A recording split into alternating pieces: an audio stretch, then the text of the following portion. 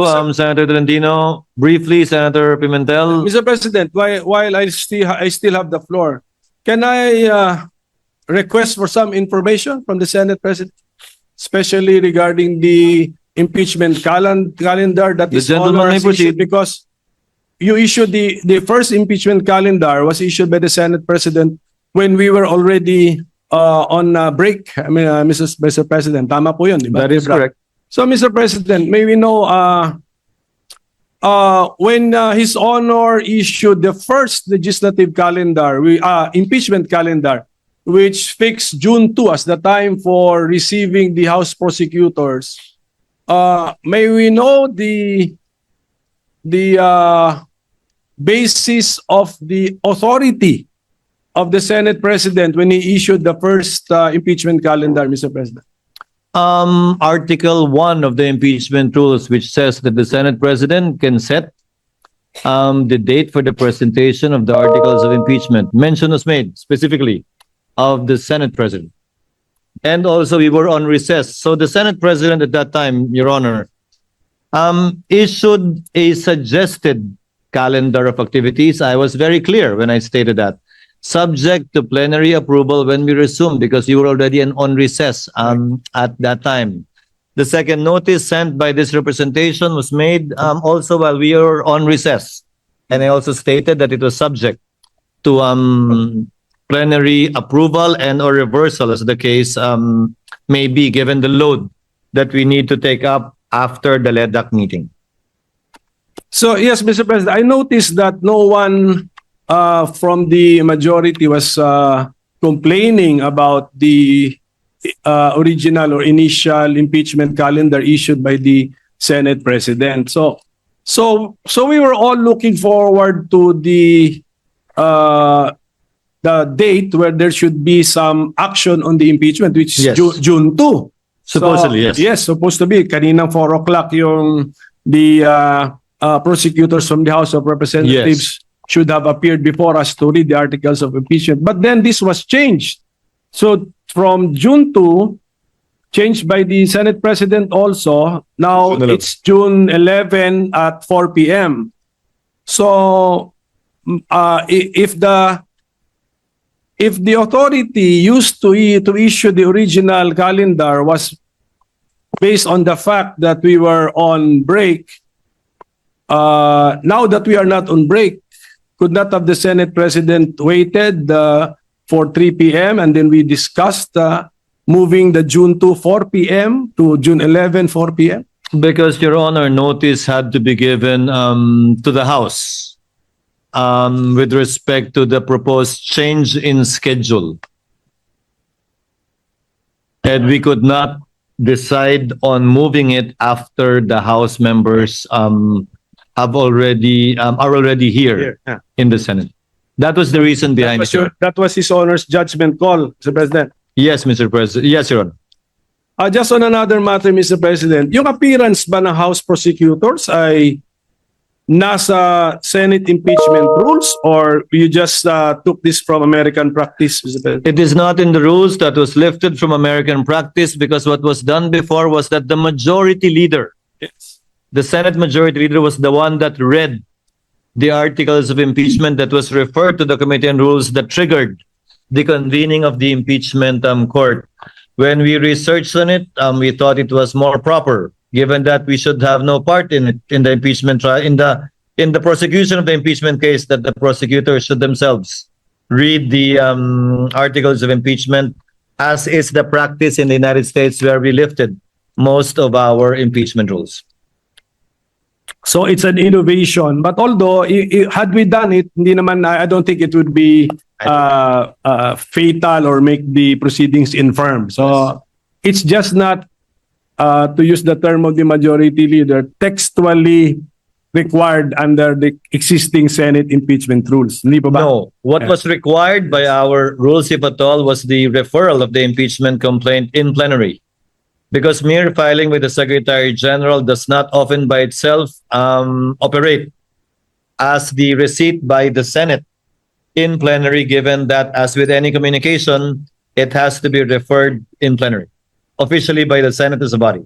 Mr. President, Sige, Mr. President. With the permission. Senator Tolentino is recognized. Minority What is Leader. your pleasure, sir? Would the loaded question of the good minority leader, if decoded, would mean that should the presentment be made before the Senate sitting as a plenary, or should the presentment be made before the Senate constituted as an impeachment court? Baka yun po yung tanong nyo.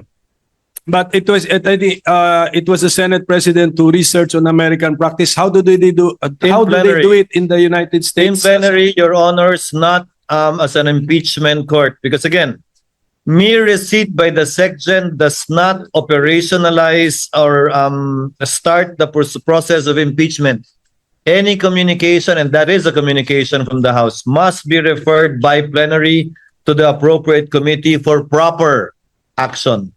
That in turn will now trigger, if at all, the convening of the impeachment court, where the regular processes would now be followed, such as the issuance of summons, etc., etc. May we know the rule, Mr. President, that it I'm should sorry? be? May we know what the specific rule is? That in the rules, or is that by practice or costumbre? Tingnan niyo ano rule. Under Rule 3, Paragraph 2, upon presentation of the articles to the Senate shall specify the date and time for the consideration of the articles. Yes, but So the articles need to be presented to the Senate. yes, but so your Honor is reading our Senate impeachment rules. Yes. Correct. So when we use the Senate in the Senate impeachment rules, we're talking about, we could be talking about the Senate as the impeachment court. Because We it's the have- Senate. And by virtue of the procedure in Articles 1 to 3, we have not yet convened the court, Your Honor. For example, succeeding rules in our impeachment rules, 4 onwards, would pertain to the Senate already as an impeachment court, because that is already the trial proper, beginning with the issuance of summons. Mr. President, the second sentence already contradicts His Honor, because it says, second sentence of that second paragraph of Rule 3, unless the Senate provides otherwise, it shall continue in session from day to day. Session na yan as court. Kasi until final judgment eh. Yun na yun eh. So, the use of, when we use Senate in the Senate impeachment rules, we refer to the Senate as the court. Mr. President, According to the Secretariat, Your Honor, the dividing line is when we take our oath as senator judges and convene as such. Because we will be wearing 2 hats, Your Honor. As senators, performing our legislative and legislative function, and as members of the impeachment court, performing our sui generis function. And these are 2 distinct, if at all, hats and functions that we would be performing. That's why we have to adjourn session and convene as an impeachment court, and vice versa if we want to revert back as a plenary. Well, Mr. President, ano na lang for so as to Mr. President, our staff can revisit. Ito yung sentence natin, ano? Second paragraph of Rule 3 of the Senate impeachment rules. Upon presentation of the articles to the Senate shall specify the date and time for the consideration of such articles. Unless the Senate provides otherwise, it shall continue in session from day to day until final judgment shall be rendered, and so much longer as may in its judgment be necessary. So, are we using the word Senate in one paragraph in 2 concepts? One as Senate legislative body and the other as the court? I believe so, Mr. President, Your Honor. But again, So, since these manifestations, also the manifestation made by our distinguished majority floor leader himself earlier, after these manifestations are made, these matters and these statements will be referred to the Committee on Rules for them to look into it. We have time, Mr. President, Your Honor, to resolve this matter in due course in the next couple of days. Mr. President, Yes. if I can direct this question to the good minority leader.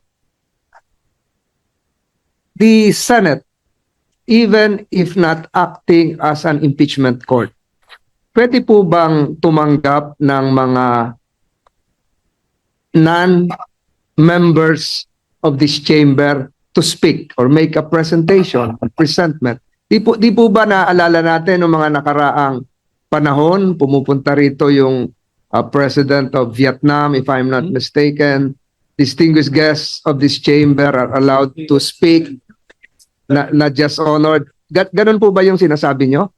Na baka are the members of the House, though constituted as panel of prosecutors, can they enter the Senate, this chamber, constituted as a plenary or as an impeachment court or both? Pag pinapayagan ng Senado. Baka ganun po siguro ang gustong malaman ng ating minority leader. Just for the information of the majority leader, yung appearance of the House prosecutors before the Senate kanina sanang 4 o'clock, June 2, appeared in the impeachment calendar prepared by the Senate President. Hindi ako may idea nun. At saka, when we read our Senate impeachment rules, wala din dun yun. So they will be appearing before an impeachment court. That's why this is the request for information. Now, what did the Senate President have in mind when he scheduled this for June 2? And I think it's clearly, since 4 p.m. siya, it's clearly an appearance before Senate. Yes. The plenary session of the Senate. Again, the basis is U.S. practice. That is how they do it in the United States, where we lifted portions of our own impeachment rules. That's where it came from. Practice and precedents in the United States. And per our legislative rules, we can waive the rules so that we allow non-members to allow it. Diba dito, recently nagsalita rin si former UN Secretary General. South Korean. The South Korean. Yes, that's UN Secretary General. So that can be allowed. So we can do it. Yes. Again, that can be allowed. Again, plenary action is necessary and the plenary will decide on this matter.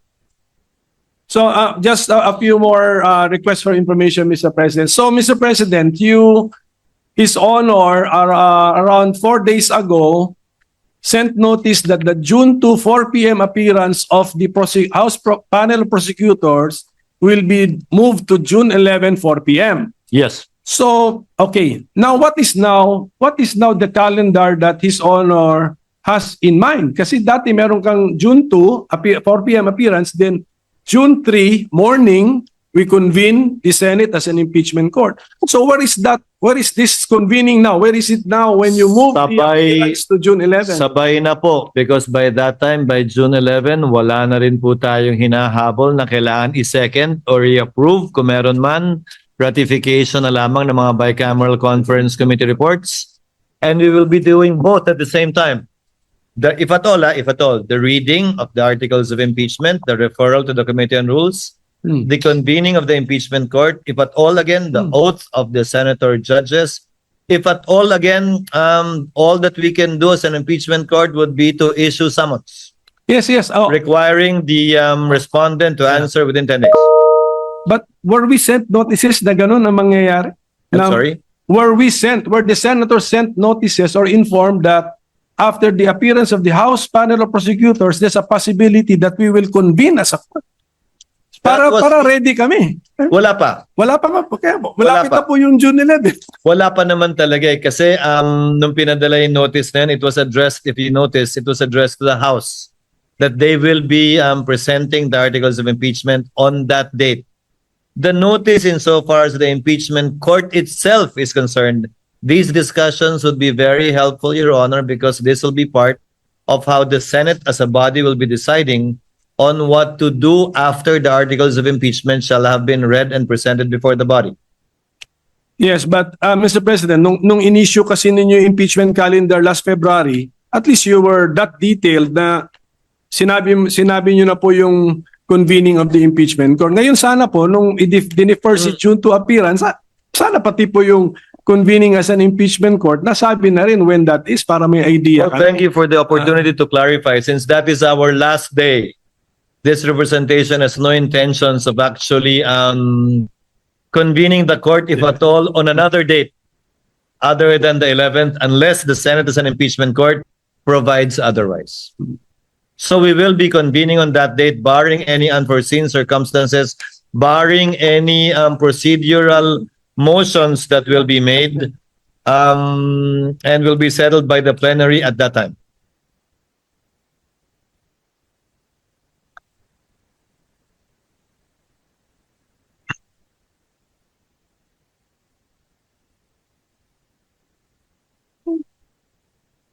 Well, Mr. President, it was just, ito lang for the consumption of our staff and secretariat.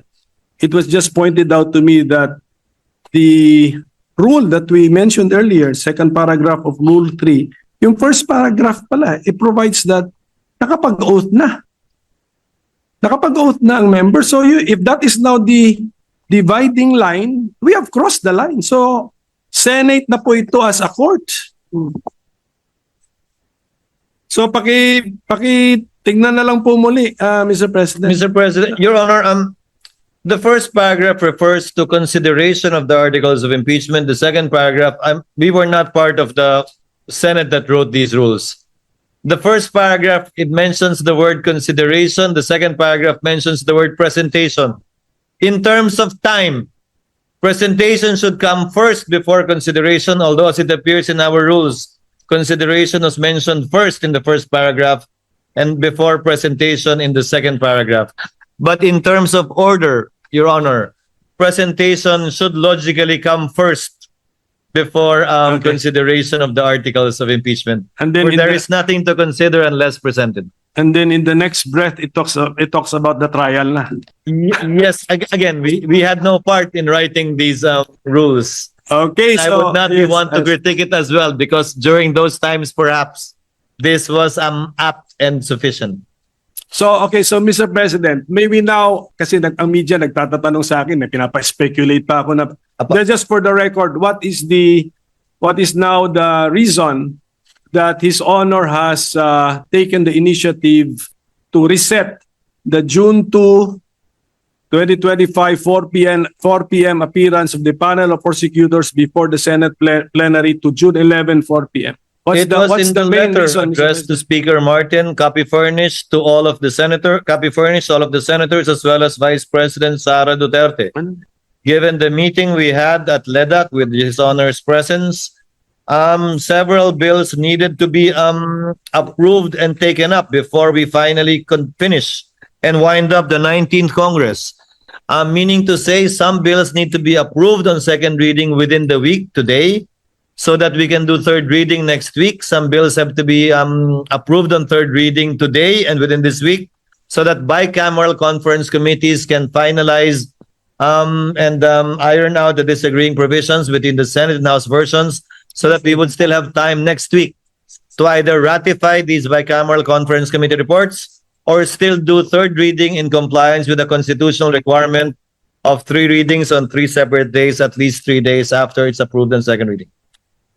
So, sige, last question na lang, Mr. President. Per our rules or practice, how would we now react to the receipt of the articles of impeachment last February 5, 2025? How should the Senate as a legislative body in plenary session react to that receipt? In line with Article 1 of our impeachment rules, which makes mention of the authority and responsibility of the President of the Senate, that is why I set the schedule for the articles to be read in plenary, which in turn would trigger, if at all, the creation of the impeachment court. Which, if at all, would now proceed with the issuance of summons for the respondent or defendant. Would not the impeachment complaint received last February 5, 2025 be included in the reference of business? Reference of business o hindi? Katalan lang.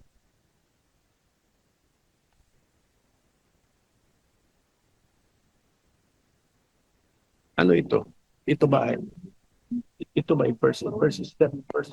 It will be included in the reference of business, yes. Supposedly today, kung natuloy tayo today, but on June 11, so that it can be included in the agenda for that particular day. That's my point, Mr. President. Kung i-reference of business, why are we not doing it today? Anong damage kung gawin natin today? Pwede rin naman. Hindi pa tayo nagbabasa ng reference Yes, of yun na nga. business. Pero wala, no? Are we doing it today? Kasi February 5 pa yun. That's why I'm mentioning the date that it was received, February 5. So can we include it in the reference of business today? Kasi parang mas normal eh. Mas normal yun eh. Kung We na-receive will look into it, Your Honor. I tend to agree with this Honor's position. It's We just will no- take it up with the Secretary. It's just normal, Mr. Yes, President. yes. Receive plus February 5, we're reporting out today. Okay?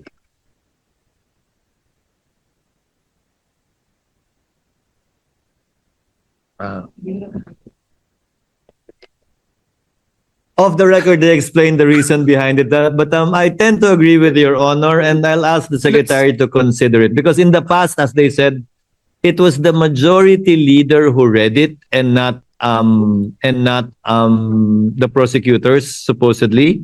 So it was included in the reference of business, referred to the Rules Committee, and the majority leader was the one who reported it out, quote unquote.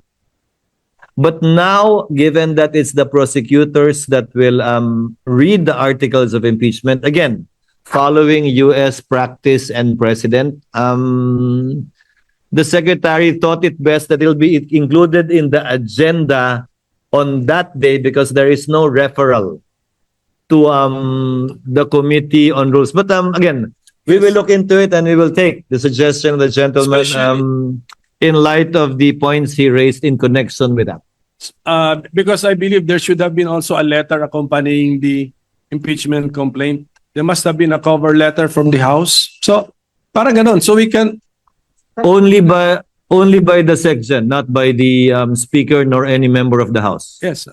But is a letter from the SecGen also a communication from the House? It was a covering letter only. Yeah. So I think this is just an opinion. I tend to agree, Your Honor. It's more natural that we report out if something happened last February 5, late in the session on February 5. Something happened, we report it out. So it's more natural if we report it out immediately, Mr. President. So I tend to agree, that's Your all. Honor. That's Again, my point, Mr. President. I will take it up with the committee secretary. So with that, Mr. President, I thank you for answering my questions. Thank you, Your Honor. I just wanted to request some information. Thank you, Mr. President. Thank you, Your Honor. What is the pleasure of the Honorable Antiveros? Salamat, Tabi, Mr. President. Gusto kong magdagdag ng point dun sa binanggit pareho ng majority leader, ng minority leader, at pati ng Senate President. Yung references sa US practice and precedent. Kaugnay nung isa sa mga issue na pinag-usapan dito sa floor. Kung pwede ba o dapat bang mag-carry over yung impeachment process mula sa 19th Congress hanggang sa 20th Congress. And I would just like to put this on the record, Mr. President. Galing po ito sa isang piyesa authored ni UP Professor Paulo Tamase. Nag-appear po sa June 2025 issue ng Philippine Law Journal. Sabi po dito, Emerging Issues in Impeachment, page 19 dun sa journal, allowing impeachment to cross over Congresses is consistent with American practice. Following the practice of the United Kingdom, Thomas Jefferson's Manual of Parliamentary Practice states that an, quote, impeachment is not discontinued by the dissolution of Parliament, but may be resumed by the new Parliament, close quote. The US Congress na binanggit ng majority leader, ng minority leader at ng Senate President, the US Congress has observed this for over 200 years. from the 1803 impeachment of Judge John Pickering to that of Judge Porteus in 2009. In Congress, impeachment proceedings are not discontinued by a recess. The following impeachment proceedings extended from one Congress to the next. 5 halimbawa, Mr. President, sa article na ito. Babangkitin ko lang yung pang-apat kasi yun pamilyar sa ating mga Pilipino. 4. The impeachment of President Clinton was presented to the Senate after the Senate had adjourned sine die. After, Mr. President, the Senate had adjourned sine die for the 105th Congress, and the Senate conducted the trial in the 106th Congress, Mr. President. So, for the record lamang po, dahil very, very pertinent sa binanggit ng majority leader, ng minority leader, at pati ng Senate President na following US practice and precedent. And with one very recent concrete example po dun sa impeachment ni US President Clinton. So I hope that we can consider this in our own decision-making, Mr. President, even after the rescheduled presentation by the House prosecutors to the Senate as an impeachment court on 11th June. Salamat tabi, Mr. President. Duly noted and entered into the records. Majority Floor Leader.